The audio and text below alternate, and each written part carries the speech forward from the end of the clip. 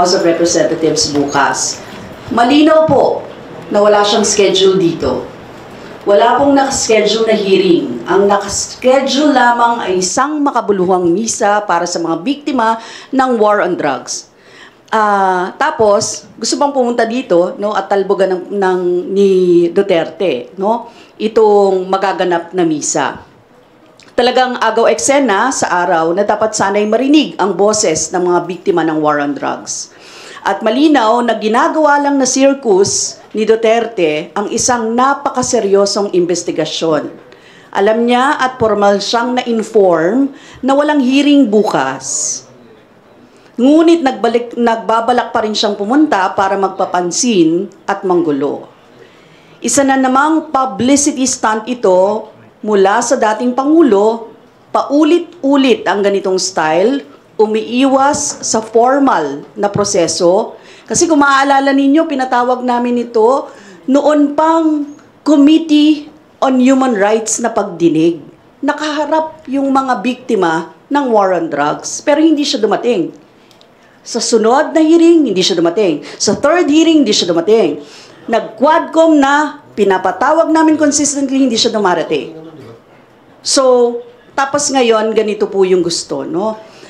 Gusto niyang paulit-ulit yung ganitong style, umiiwas sa formal process, nagpapakita sa media para kontrolin yung naratibo. Gusto niyang palabasin na ang House ang umuurong sa investigasyon, gayong siya mismo ang patuloy na umiiwas sa tunay na accountability. Hinihikayat natin si Duterte na respetuhin ang proseso. Dumalo siya sa tamang araw, sa tamang hearing at sagutin ang mga katanungan ng komite. Itigil yung mga publicity stunt at pagpapapansin sa media, pero kung magpupumilit siya, edi magharapan. No? Hindi namin siya uurungan sa Makabayan Block. Ayan. Okay. So, malinaw naman yung pinahayag ng Quadcom. Proseso po yung ginagawa natin dito sa House of Representatives. Nakita nyo kung gaano naman kaseryoso ang mga kasamahan natin dito sa House of Representatives, ang Quadcom, para po una-una mabigyan ng accountability ang sino man, mabigyan accountability ang mga sangkot sa mga pagpatay ng more than 20,000 to 30,000 na mga biktima ng EJK sa panahon ng peking war on drugs ni Mr. Duterte. Well, ano ba itong ginagawa mo, Mr. Duterte? Nagbabluff ka ba? Well, siyempre, sabi nga ni Kong Arlene, di ka namin uurungan, no? Hindi tayo natatakot at sawang-sawa na ang taong bayan sa mga drama mo. At siyempre, ang ating itong mga antiques na mga pakana mo at ay hindi na yan kinakagat ng taong bayan.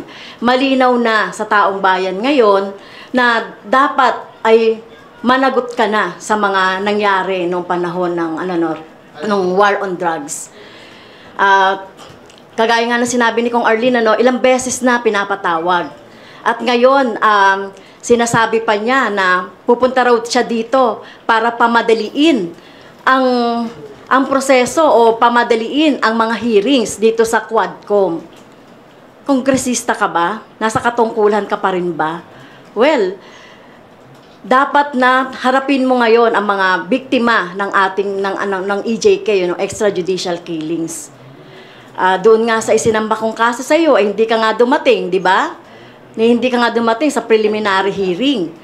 Tapos dito nagmamayabang ka na pupunta ka bukas na wala namang hearing. Well, sige, harapin mo yung ating yung ating mga pamilya, yung pamilya ng mga ating mga kababayan na nabiktima ng war on drugs mo. So, yan lang yung ating masasabi, at kami ay handang harapin siya sa mga susunod na araw. Sila, lalo na bukas, darating, hindi man na-atras ang Makabayan. Sa bahagi naman ng mga kabataan, alalahanin lang natin siya mismo nagsabi na after November 1 ay magiging available siya para humarap sa Quad Committee ng Kamara. Pero after November 1 at merong naunang pinatawag na hearing, ano ang sabi niya sa pamamagitan ng kanyang abogado? Kesa umattend, sinisiraan ang mga kongresista na gumagapan lamang ng trabaho na imbestigahan ang mga naging abuso at rewarded na pagpatay sa ilalim ng madugong war on drugs. Kaya ngayon, hindi natin maunawaan itong style, no, na tapang-tapangan at susugod dito sa Kamara. Baka akala niya lahat ng bagay mag-a-adjust sa kanya. Ano kung kailan niya gustong pumunta na yun yung ididikta niya sa mga public officials gaya natin na aktibong gumagapan na ating trabaho, baka gusto niya kulang na lang lumuhod kami sa kanya. Baka yun yung gusto niyang mangyari. Gusto natin siyang paalalahanan, hindi siya ang center ng universe. Pero kung merong bagay na siya yung sentro, siya ang sentro ng madugong war on drugs. Kaya every time na merong formal invitation sa kanya, yun yung dapat dumalo siya. Dahil nga po mismo yung mga biktima, yung mga pamilya ng mga biktima ng war on drugs, very patient nga na naghahanda para dumalo at nakaantabay sa mga hearing, siya nga mismo na dapat managot. Siya pa itong may ganong ugali na mismo para bang taong bayan yung may kasalanan sa kanya. Pero kabaligtaran po ang katotohanan. Siya yung mga merong dapat nasagutin na mga tanong, lalo dun sa kanyang papel bilang yung pronouncements niya ay siyang pinagmulan ng mga ginawa ng pulis na pumatay para sa rewards na aabot hanggang milyones. Hindi lamang dun sa mga suspected na mga drug lord, pero maging mga abogado na mataas ang patong sa ulo para lamang na hindi magkaroon ng hustisya dun sa mga biktima nitong war on drugs. Yun lang po. Salamat.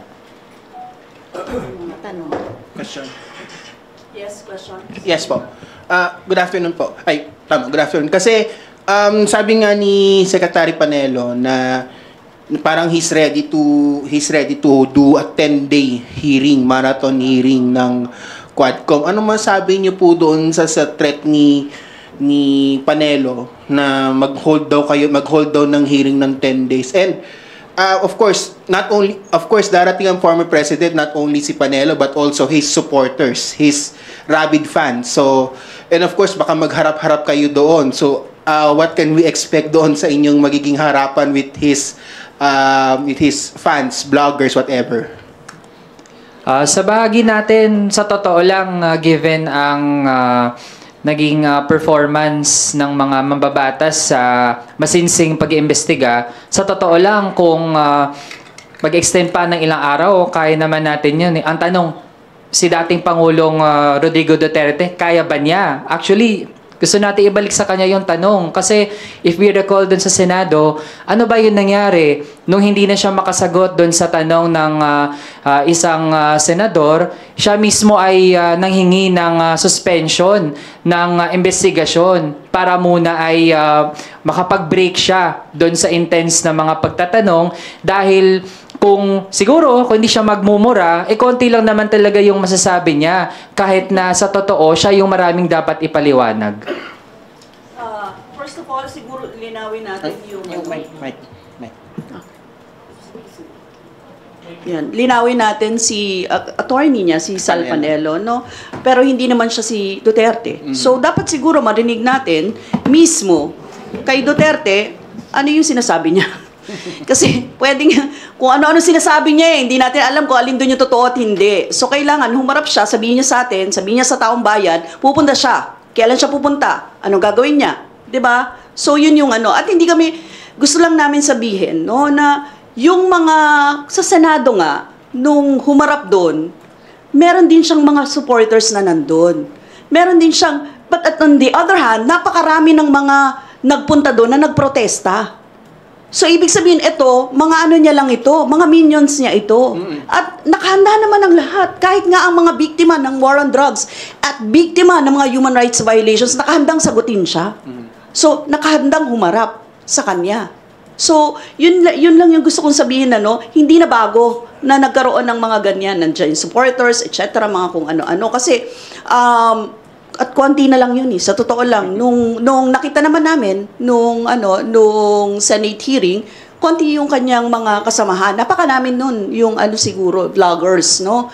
Kaya naman ganyan. At saka trollers siguro. Pero yung actual na tao, hindi, konti lang. Talagang konti. Higit na konti kesa dun sa mga nagprotesta. Kaya kitang-kita natin dun yung mga programa ng time na yon, humarap naman yung mga nagsalita laban kay Duterte. Maayos ang proseso ng ating Kongreso, no, dito sa House of Representatives, kung paano magtanong.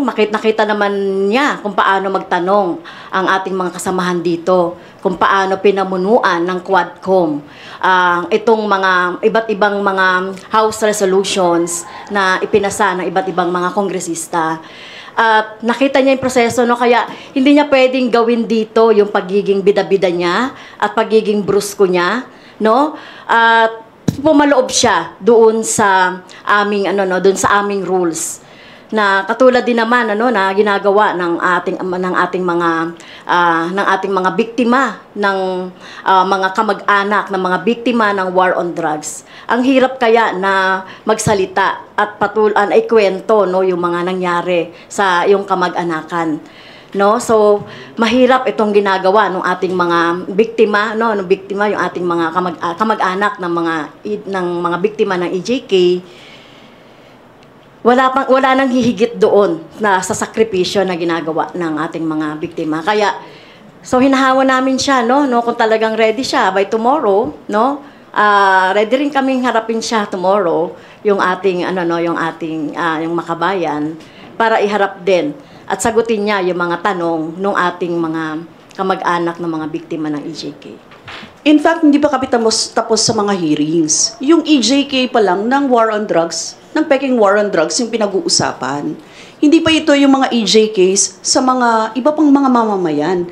Yung mga EJK sa mga aktivista, yung mga ginawang pagpatay, no? Yung mga massacre na ginawa nung panahon ng kanyang administrasyon.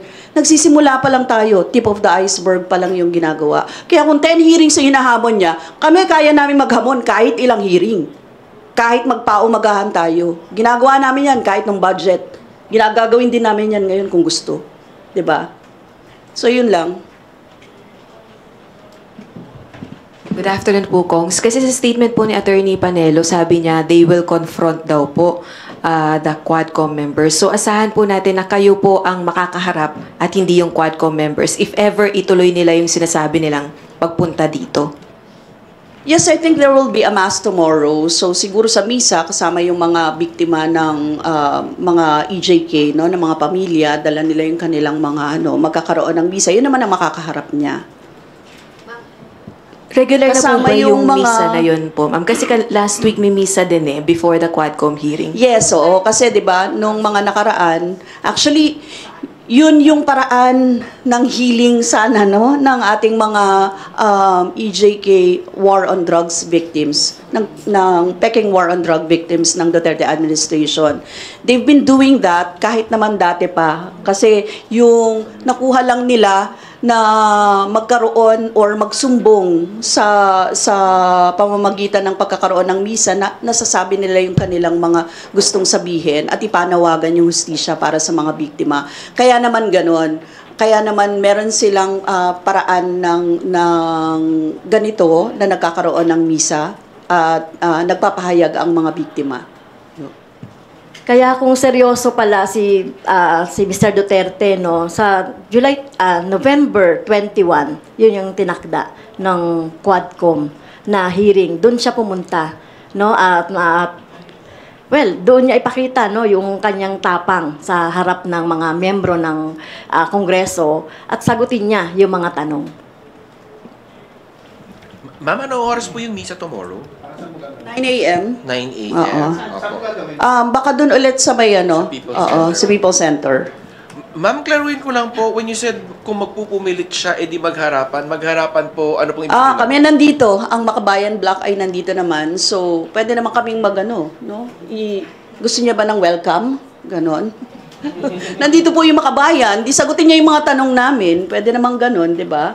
Yung kung nasa 8 po si President Duterte tomorrow, lalabasin niyo po ba siya? Baka may rally yun.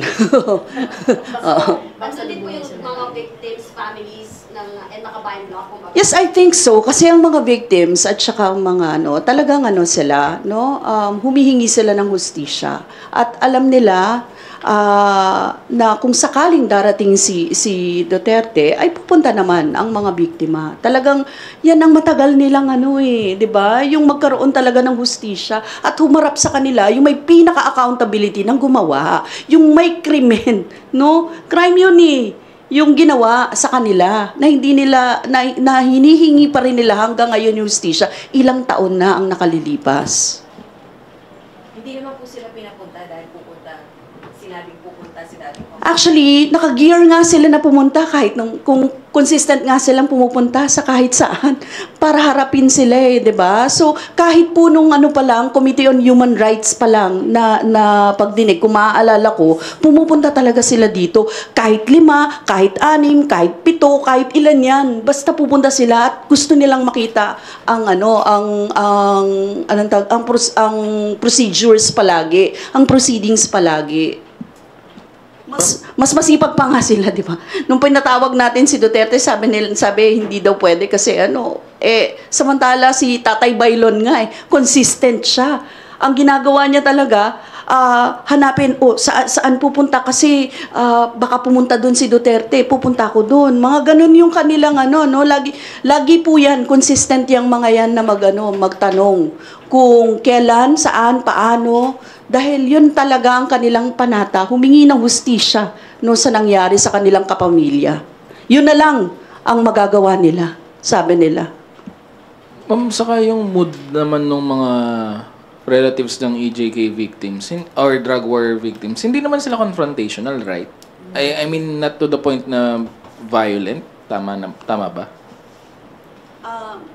I don't think so na violent sila, no? Humihingi sila ng hustisya, yung iba nga umiiyak nung time na basta maipahayag nila yung kanilang hindi natin sila masisisi kung talagang magsabi sila ng kanilang mga kasi wala pa nga ring hustisya hanggang ngayon so maaari talagang magkaroon ng mga pag-iyak, pagsigaw, pero yun nga biktima yun gagalangin mo din at respetuhin mo din kung ano yung nararamdaman nila. Ma'am, sorry, just to clarify, kasi meron din po kayong, kumbaga yung ibang mga biktima po, ina-assist nyo po, di ba? Yung mga galing sa mga probinsya, nakarating na ba? Or hindi pa naman dahil na-cancel yung hearing? Actually, yung sa mga request for kasi kailangan doon pang asikasuhin oo, halimbawa kung galing yan ng Davao, kailangang asikasuhin yung process or Cebu or ganyan. Ang nagagawa natin nung nakaraan, napapapunta natin sila dito beforehand. So parang weeks before nakakausap natin, inihahanda yung mga kailangan bago makarating dito. Tapos yung pagbalik din kasi, so magstay sila dito, wala rin naman silang mga kamag-anak, etc. So ang ginagawa natin kapag halimbawa, ang alam ko, ang Rise Up, kapag may activity dito sa Manila, merong coordination in Cebu, coordination in other parts of na merong mga victims, Negros, ganyan, para magkaroon ng mga simultaneous na mga activity.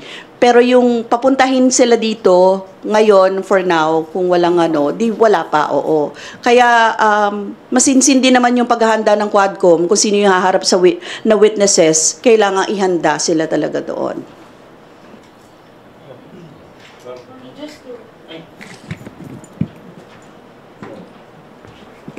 For clarity lang po nung coach, you want the former president, since he is coming here tomorrow, you want him to face the victims kasi nandito rin naman sila tomorrow for the mass and, answer to them personally. Would that be a correct statement? Oo, talagang haharap. Kasi harapin niya yung taong bayan. Accountability naman yun, di ba? So, dapat humarap siya. Kung sinasabi niya na, marami siyang sinasabi kapag di ngayon, harapin niya tayo. Harapin niya yung taong bayan na kasama natin. Harapin niya yung mga biktima ng mga ito, di ba? Nauna sinabi niyo na po, nagpa-press con po kayo na may mangyayaring ganyan, nahaharap yung mga biktima at maaari magharapan sila. Tingin niyo po ba pupunta pa po si President Duterte po? Eh kasi nga, bluff nga nung una pa lang eh. Tapos wala ngang official missive hanggang ngayon. Well, hindi ko lang alam Hindi ko lang alam kung meron. We have to ask yung speaker siguro, yung Speaker of the House or sino man sa Speaker's Office kung meron nang natanggap na missive na na darating siya. Kasi ang puro media lang yung naririnig ko. So parang ganun. So kung hinahamon natin siya. Ganon yung malinaw, no? Hinahamon natin siya, humarap siya. Kasi kung pupunta rin lang siya dito, harapin niya yung mga biktima, harapin niya kami. Yan. Ma'am, sir, merong post ngayon itong Facebook page na Truth Stream PH. Calling for support for former President Rodrigo Duterte. Let's unite and show our support for our former president at the House of Representatives. 9:30 daw sila, sir. Ma'am, nandito. Your thoughts on this? Yan po yung Pro Duterte group. Oh, okay lang. Oh, wala naman tayong problema doon, 'di ba? Sabi nga nila, malayang magpahayag ang sino man eh. Eh di pumunta sila dito. So, sa Kongreso. handa po kayong magbangayan sa, of course, yung mga supporters nila and support yung mga victims ng drug war. Handa po ba kayong magbalitaktakan po ba sa House of Representatives po dito once na magharap po kayo? Hindi naman. Alam naman natin yung mga pamilya ng biktima ng war on drugs ay ano naman sila mga tahimik naman sila, no, na humihingi ng hustisya at accountability. So sana hindi mapayagan yung ganitong paghaharap. Ngayon kung mabibigyan ng pwesto kung saan man dito yung mga pro Duterte gusto nila magpahayag, di magpahayag sila, di ba?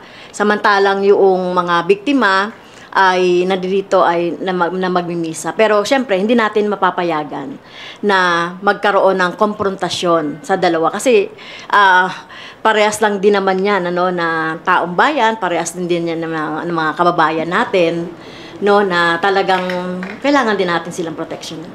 Tsaka dagdag ko lang din sa bahagi ng mga supporters ng dating Pangulo. Well, sila kasi ng mga kababayan natin na nalinlang na nung matagal na propaganda mismo na nagbe-benefit dun sa mga Duterte na gin-justify yung senseless na mga patayan. Tapos makita natin, sa totoo lang, hindi naman talaga na-address yung drug problem. Kaya sa ngayon pa lang, dun sa mga nagsasabing magtitipon sila para suportahan yung dating Pangulo, umaapila tayo sa kanila na dahil ang dami na rin naman nilang narinig mula dun sa kanilang sinusuportahan, pakinggan din nila yung mga biktima. Kasi yun, mga totoong tao na yun na maraming taon na nagdusa dahil sa pagkamatay, dun sa pagpatay sa kanilang mga kamag-anak dahil lamang napagbintangan ng mga nanlaban di umano, kahit pala ay pinatay yung mga yun dahil sa reward. Kaya sana manaig yung pagiging mga tao natin bukas. Sana talaga, lalo yung mga biktima, mapakinggan ng lahat ng mga panig.